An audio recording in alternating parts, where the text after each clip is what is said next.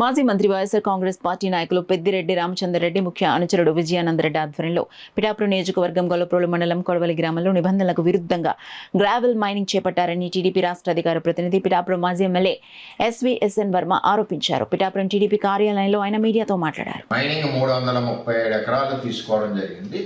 అన్ని రూల్స్ అతిక్రమించి అతనికి మైనింగ్ ఇవ్వడం జరిగింది. అంచేత తెలుగుదేశం పార్టీ 7-8 నెలలు పోరాడి ఆ మైనింగ్ని ఆపివేయడం జరిగింది. దాని తర్వాత జనసేన కూడా కంటిన్యూషన్ మాతో పాటు వాళ్ళు కూడా 2 నెలలు ఉద్యమం చేశారు. బీజేపీ వాళ్ళు కూడా చేశారు. అటువంటి అక్రమ మైనింగ్, రూల్స్కి వ్యతిరేకంగా ఇచ్చిన మైనింగ్, ఆర్కియాలజీ డిపార్ట్మెంట్ సర్వే లేకుండా ఇచ్చిన మైనింగ్, అక్కడ బుద్ధిస్టులు ఆనమాలున్నాయి, విగ్రహాలున్నాయి పక్కొండ మీద. అదేవిధంగా వేల చెట్లు నరికేశారు వితౌట్ డీడీ మైనింగ్ పర్మిషన్ లేకుండా. అదేవిధంగా pollution control board manual cutting చేయాలని తప్పితే మిషనరీ ఉపయోగించకూడదంటే మిషనరీ ఉపయోగిస్తున్నారు.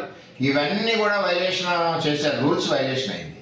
అప్పుడు పోరాటంతో ఆపేయడం జరిగింది. ఇప్పుడు ఆలాంటి సడన్ వీళ్ళు మొదలెడుతున్నారు.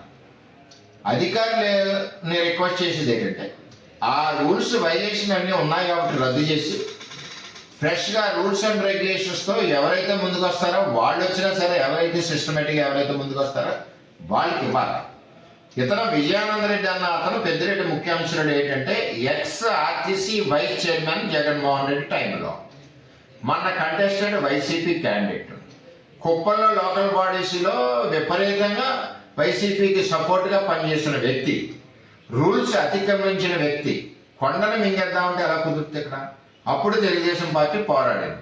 అంచేత అధికారులు ఫైల్ మొత్తం అంతా రివ్యూ చేసి నిబంధనలకు అనుగుణంగా ఉంటే ఇచ్చేసుకోండి, నిబంధనలకు వ్యతిరేకంగా ఉందని అప్పుడు తెలుగుదేశం పార్టీ పోరాడింది. కాబట్టి అదే రూల్స్ అండ్ రెగ్యులేషన్స్, అదే నిబంధన వైలేషన్ ఉన్నప్పుడు దాన్ని రద్దు చేసి కొత్త వ్యక్తికి ఇచ్చి అన్ని రూల్స్ నిబద్ధతతో ఇవ్వాలి.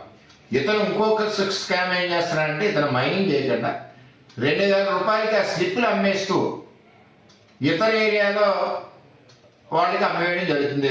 అని చేత దాన్ని కూడా దృష్టిలో పెట్టి కలెక్టర్ గారికి రిప్రజెంటేషన్ ఇచ్చాం, ఎంక్వైరీ చేయమని. అలా డీడీ మైనింగ్ వీళ్ళందరూ ఎంక్వైరీ చేసి సరైన చర్యలు తీసుకోవాలని డిమాండ్ చేస్తాం.